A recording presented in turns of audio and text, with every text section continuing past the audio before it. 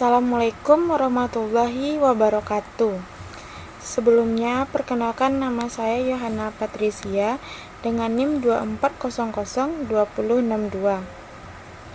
Di sini, saya akan menjelaskan tentang kode etik guru Indonesia dengan mata kuliah Etika Administrasi Pendidikan.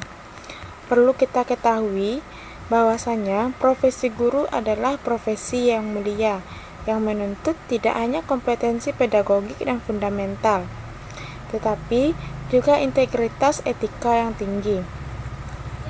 Di Indonesia, Kode Etik Guru Indonesia yang disusun oleh Persatuan Guru Republik Indonesia menjadi pedoman fundamental yang mengatur tingkah laku profesional guru. Ini berfungsi sebagai jangkar moral dalam melaksanakan tugas, terutama yang berkaitan dengan integritas profesi, keadilan dalam melaksanakan tugas, terutama yang berkaitan dengan integritas profesi, keadilan dalam penilaian, kerahasiaan data siswa, dan tanggung jawab terhadap administrasi pembelajaran. Ini bertujuan untuk merangkum, menganalisis, dan memberikan rekomendasi terkait penerapan kode etik, khususnya dalam konteks etika administrasi pendidikan.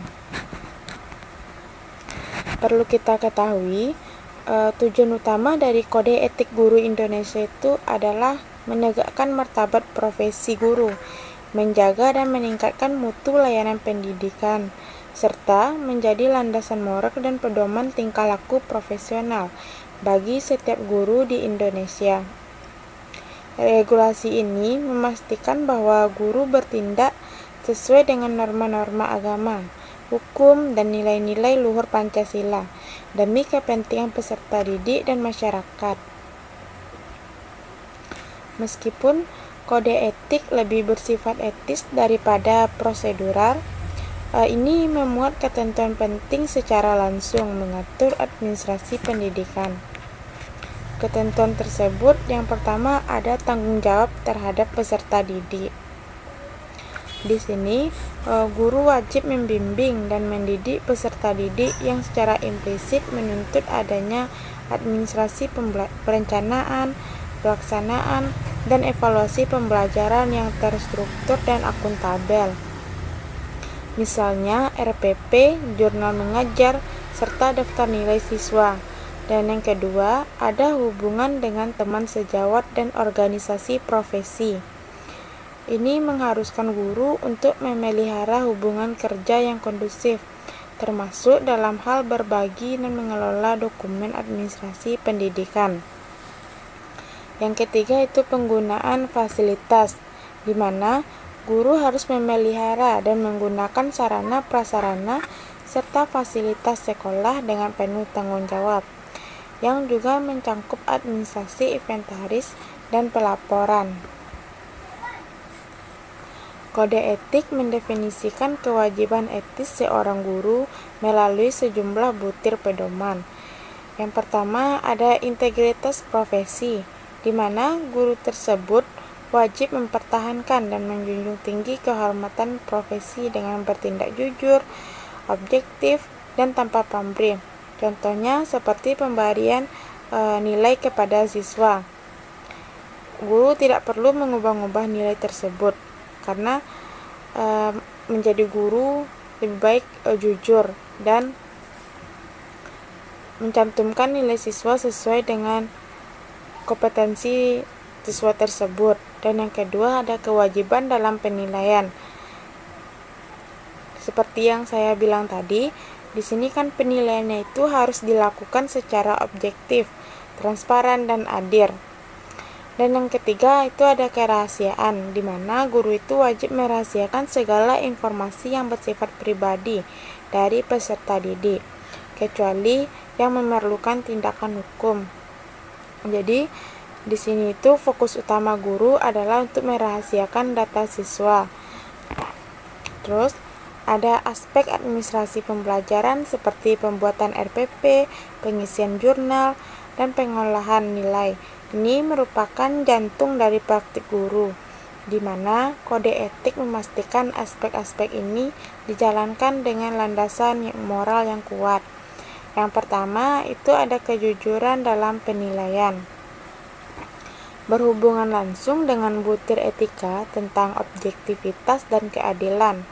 Kejujuran dalam penilaian menuntut seorang guru untuk bertindak objektif dan adil dalam memberikan skor atau angka kepada siswa.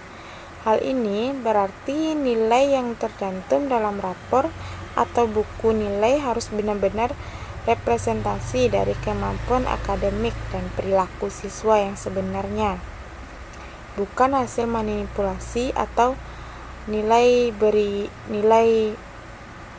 tambahan ataupun nilai kasihan.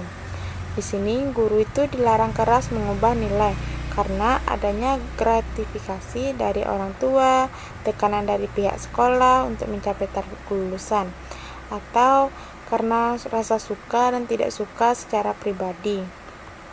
Integritas dalam poin ini sangat penting karena nilai tersebut akan menjadi acuan bagi masa depan pendidikan siswa tersebut.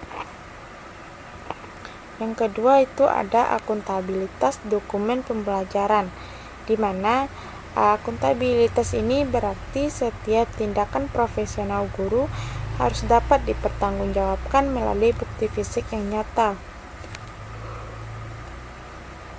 Dokumen pembelajaran seperti RPP, silabus, dan jurnal mengajar bukan sekedar tumpukan kertas administratif, melainkan bukti bahwa guru telah merencanakan, melaksanakan, dan mengevaluasi proses belajar dengan serius.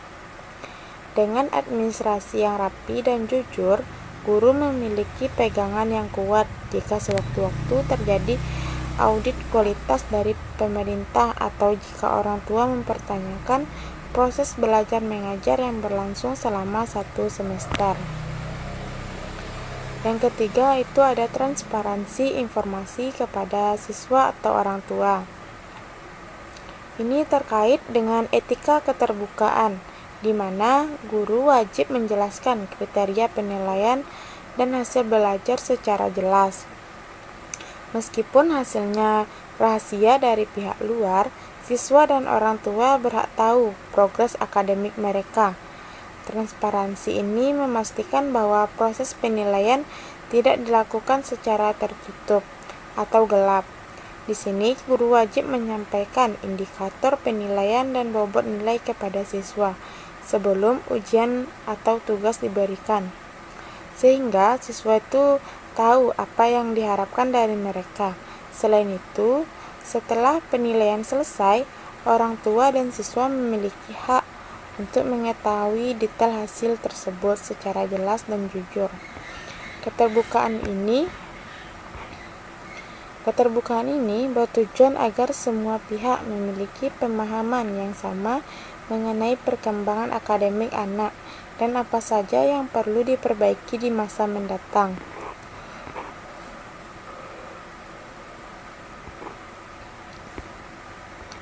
Dan yang keempat ada tidak adanya diskriminasi. Berakar pada etika bahwa guru melayani peserta didik secara sama, tanpa memandang latar belakang.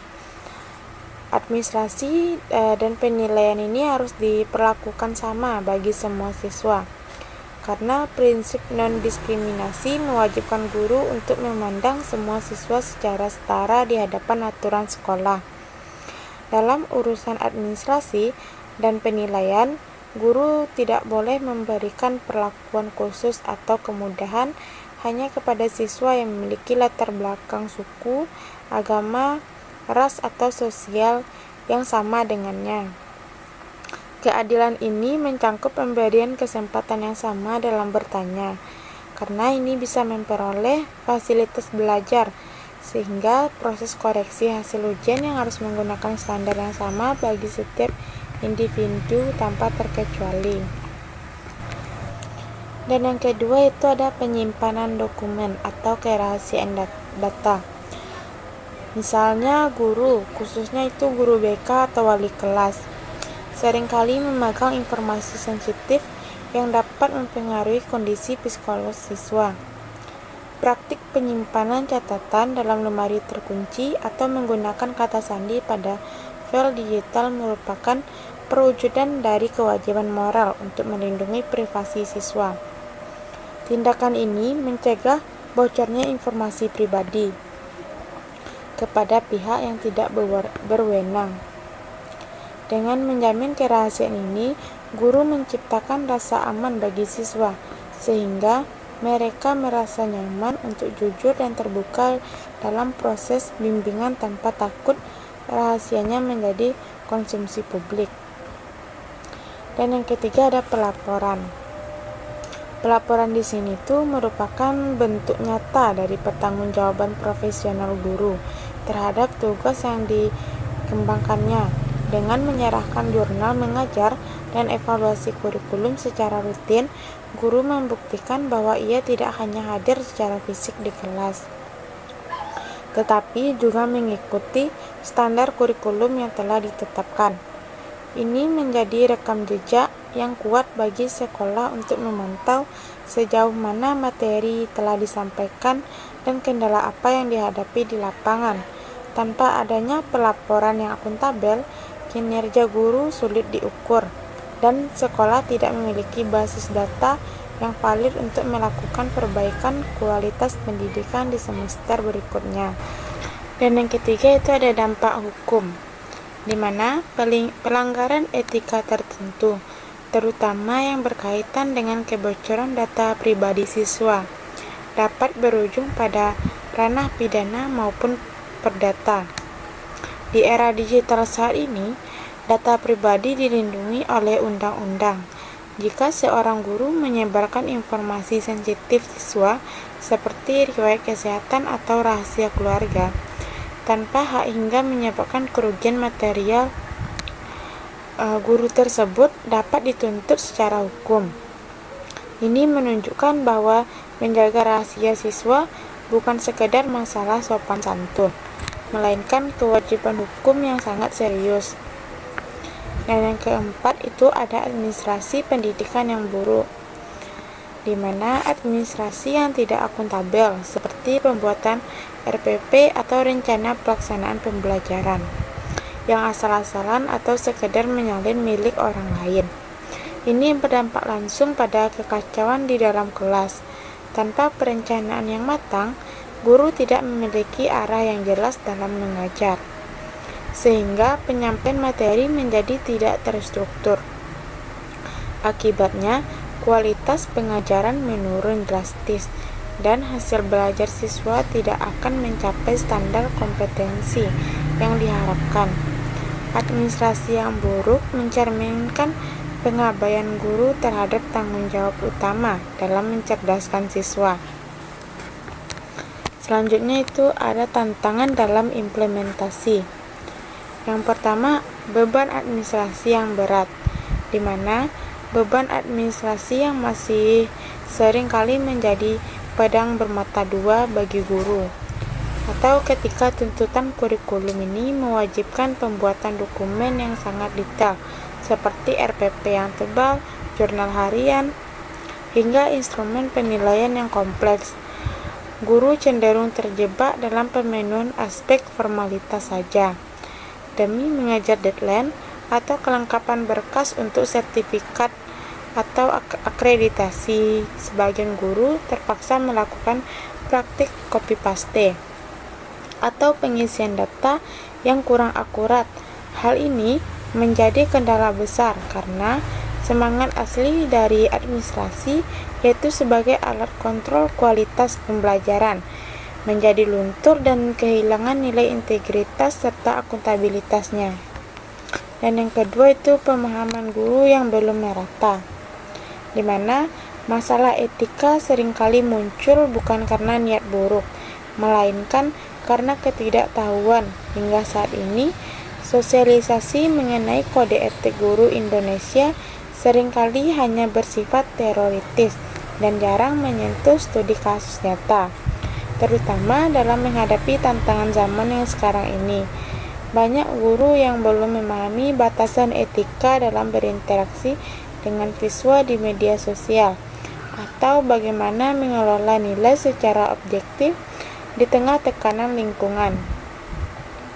Kurangnya pelatihan yang berkelanjutan menyebabkan adanya standar yang berbeda-beda antara guru dalam satu sekolah, yang pada akhirnya dapat membingungkan siswa dan orang tua.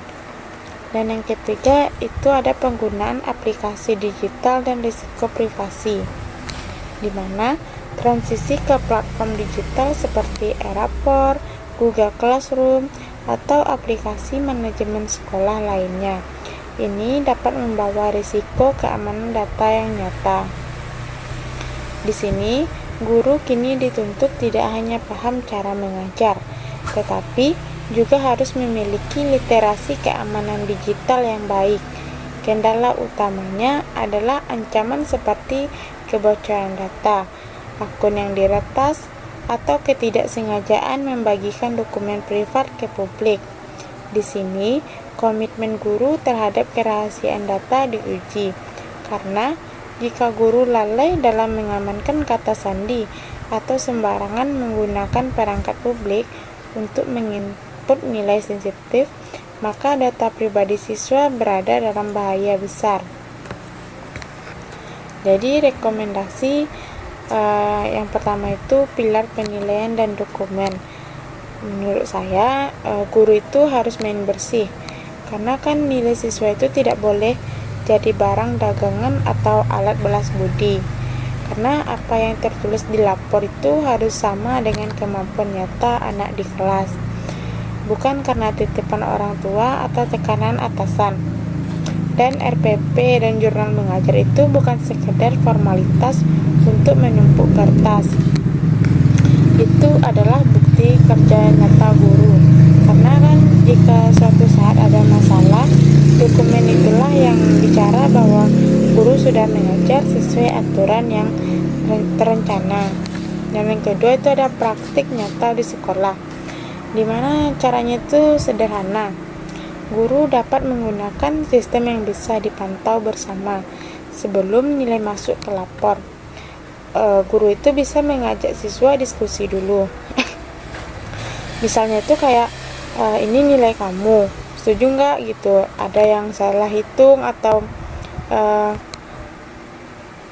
koreksi dari guru itu yang kurang pas gitu. Jadi bisa gitu didiskusikan dulu dengan siswa, karena ini tuh bisa membangun rasa percaya yang luar biasa. Dan setiap akhir semester, serahkan bukti mengajar itu kepada kepala sekolah, karena bukan karena takut diawasi, tapi kan sebagai bentuk profesionalitas. Contohnya itu kayak ini saya kerjakan pak, dan ini hasilnya gitu.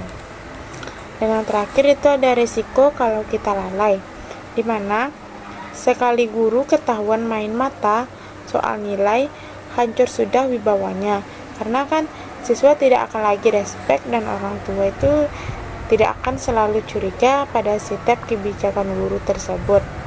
Dan organisasi seperti PGRI punya kartu kuning dan kartu merah. Kan misalnya itu kan kalau ada pelanggaran berat, bisa jadi guru itu kehilangan haknya untuk mengajar atau dicopot dari statusnya itu sebagai guru di sekolah tersebut. Makanya dari itu kalau yang kita itu menjadi guru, hendaknya itu sesuai lah dengan ketentuan atau prosedur yang telah disepakati di awal tentang bagaimana sih etika mengajar guru di sekolah gitu. Jadi mungkin hanya sekian yang dapat saya sampaikan. Jika ada kesalahan kata, mohon dimaafkan. Assalamualaikum warahmatullahi wabarakatuh.